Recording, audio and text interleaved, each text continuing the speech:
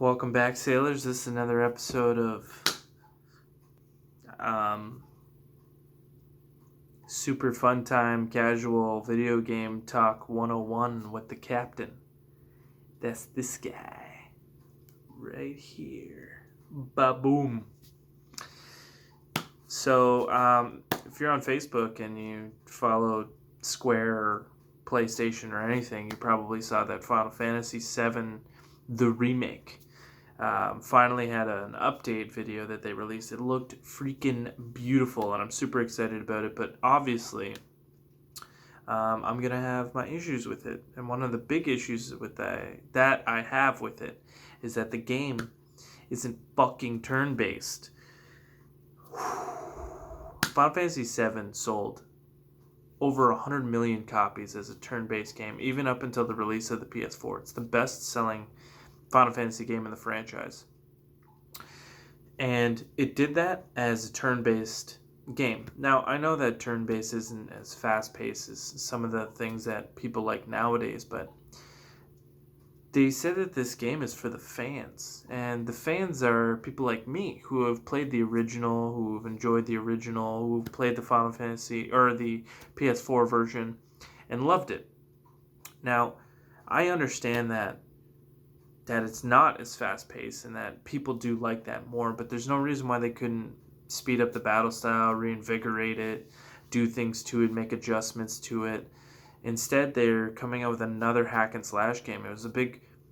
It's not that games like Kingdom Hearts and Final Fantasy 15 weren't good. They're all good. Final Fantasy 15 was great, but what really saved that game was the story mode. Because hack and slash games, they become dry and stale after you get about halfway through. Even God of War, the combat system, it didn't really pick up at all. They added a couple weapons here and there, but it didn't really change the combos or what you were doing too drastically. So it ends up becoming a stale product, and you really just end up playing it for the CG, the video or the videos in the game completely. You're basically just playing a movie. Now, there's nothing wrong with that in some aspects. Like, it's beautiful, it looks fantastic, but the truth is that everybody who's going to be playing this game probably has already played it. You're not going to have too many new fans going like, Final Fantasy VII Remake? Of course I'm going to buy that. I've never played a Final Fantasy VII game before, or a Final Fantasy game in my life. I'm going to purchase the shit out of that. Now, that doesn't really happen.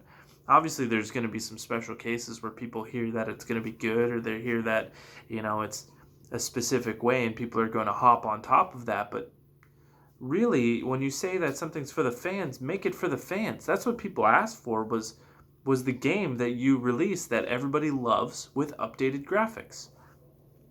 One of the big things that I want to get into about the reason why hack and slashes in Final Fantasy 15, for instance,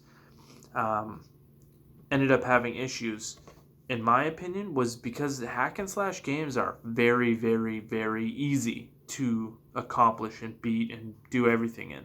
Final Fantasy 15 had such an amazing story. I absolutely loved it right to the end, right to the twists, right the turns, everything that happened in that game. The story was fantastic. It was absolutely worth the wait. But the big problem with the game, which I'm not the only one that feels this way, the majority of the people that played the game hated it because of the battle system. It wasn't Final Fantasy authentic. It didn't feel that way at all. And the battle system made the game so easy. They had an anti-death feature where if you were going to be one-shot as Noctis, you would get knocked down to 1 health, and you could use a Phoenix Down or an Elixir and regenerate your health entirely back up. And it was easy to get a hold of any of those items that did that. So, for instance, in my first playthrough of the game, I was finished the story at about level 60, and the game had some broken systems for leveling up. Like, a lot of people did this thing where you would save up all your XP, and not because how you gained levels in the game is you would gather XP up, and then you would have to rest. And when you rested, you'd get all your experience, and it would level up your characters. So they would just gather as much experience as possible. They would eat triple layer chocobo burgers, and they would get 4 times the experience, and they'd end up having 18 million, which would only net you like 20 levels, we'll say, but then they would go and stay in Lestalem, and in Lestalem they had a hotel, and the hotel increased your experience by 3 times the amount that you had. So people would just save up at like level 40, they would save up a bunch and then do that and then end up at level 80 or 90. So it kind of broke the game a little bit. And when I beat the game, I was at about level 60, and then I started doing all the side quests. When I did the side quests, they have the weapon side quests. And at first, I was like, ooh, this is awesome. And then it ended up being super easy. The last weapon boss is this dude named Nafalgar. And Nafalgar is this demon that sits at a military base. You can only fight him at nighttime. And you show up, and I fought him and beat him at level 60. Now, he was level 120. In any other Final Fantasy game, if you walked up to a boss that was 60 levels higher than you, that thing is butt fucking you. I probably shouldn't say that on YouTube, but I don't think they're really watching this at this moment. Anyways, the thing would straight up just lift your legs up and go to town if that was any other Final Fantasy game. But since it was the battle style where they had the anti-death and the hack and slash style, they made it made the game super easy. So it's not that I'm not going to play Final Fantasy VII even if it is a hack and slash and they made it, but there's just things that I hope that they realize that they've done wrong already. The game should be a turn-based RPG with a reinvigorated battle system. There should be the materia system that everybody loved. They should still have all the same side quests with some additional ones. You should be able to control each character. Hopefully they keep a 3-party system. Hopefully, I wouldn't even mind an extra character or two even being added to the story, maybe as a side, like a side quest to have those characters added. I'm not really sure who would be cool. Maybe somebody from the Turks on top of Vincent. Just something to make the game not feel exactly how it was in terms of the playability, but the story-wise, yeah, I want everything to do with it. I want to watch this game in HD, and I'm excited for that.